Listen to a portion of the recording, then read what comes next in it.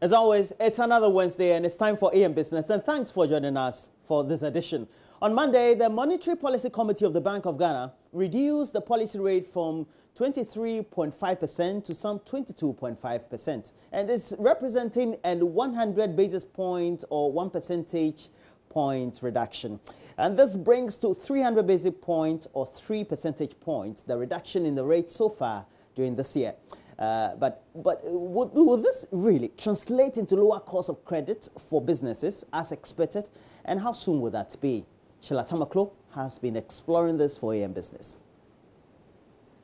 The committee judged that the downside risks to growth outweigh the upside risks to inflation in the outlook, and therefore decided to reduce the policy rate by 100 basis points to 22.5%. So after an anxious wait by the business community and the financial community, the monetary policy rate was finally announced by the Bank of Ghana, and it was set at 22.5%, dropping 100 basis points.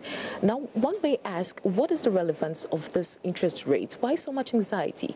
Well, this is the opportunity for the Monetary Regulatory Authority of the country to determine the supply of money on our markets by controlling interest rates as well as inflation rates. Now, for businesses out there, this is going to determine the cost of doing business. Likewise, this will determine the interest rate that banks are going to pay on your deposits and the interest rates that you'll be charged when you borrow from a bank. So now at 22.5%, let's see how this will play out for the financial community as well as businesses here in Ghana. The policy rate is the benchmark rate at which the Bank of Ghana lends to banks. This essentially somewhat determines the cost of credit for businesses. Businesses have, however, always complained banks hardly reduce their lending rates, as expected whenever the Bank of Ghana reduces the benchmark rate. The president of the Association of Ghana Industries, James Asarieje, has been explaining this to Joy Business. You would remember that in the past two MPC meetings, the policy rate had been coming down. Moving from 26% to 23.5%, and now 22.5%. The private sector has not seen corresponding decrease in cost of credit, and this is worrying.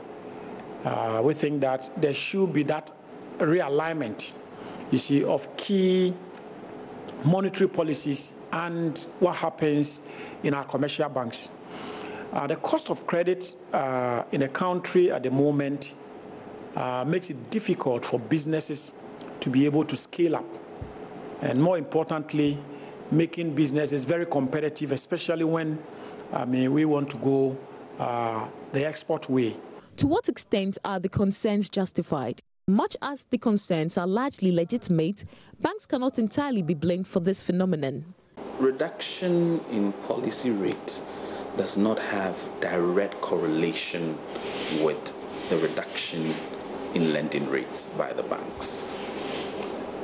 So if you ask me that, I can rightly tell you over here that we might not have an impact immediately. And then if you look at the financials of most banks and you look at the report, you could see that in 2016, for example, the non-performing loans provisions made by the banks were significantly high. Significantly high. So it tells you that the banks have bought a lot of risk and sitting on very bad loans. And therefore, they might want to be able to, reduce their risk,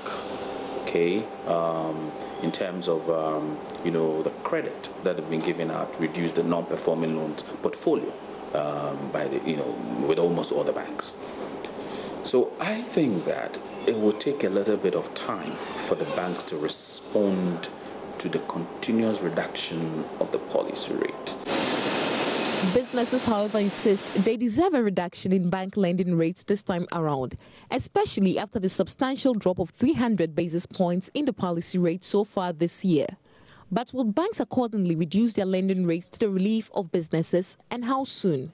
One, already interbank market has reacted. As at this morning, the interbank borrowing rate has fallen from 13.51 as at yesterday to about 12.51 this morning.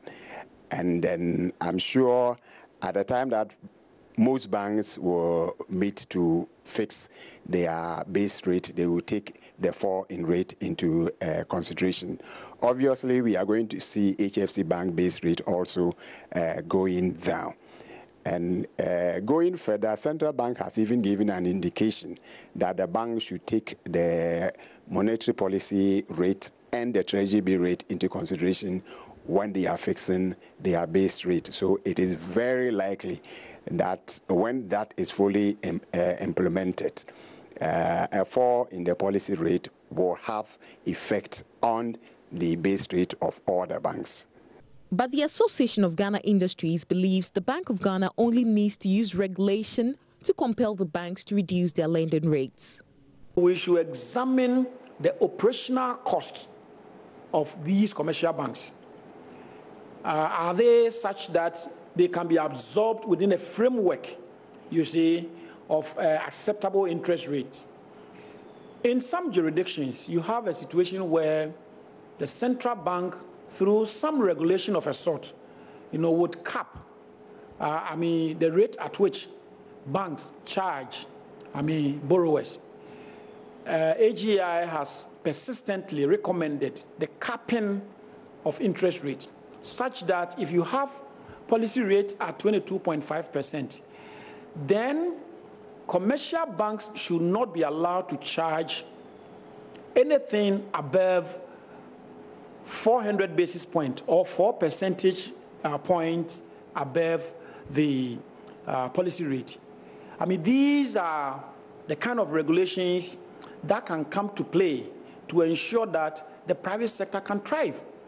So what's way forward? I think it's a collective responsibility on the part of government, on the part of central bank, on the part of government itself. I think that time has come that we have to really look at the build-up of the base rate. That's the formula. I think it's too rigid downward.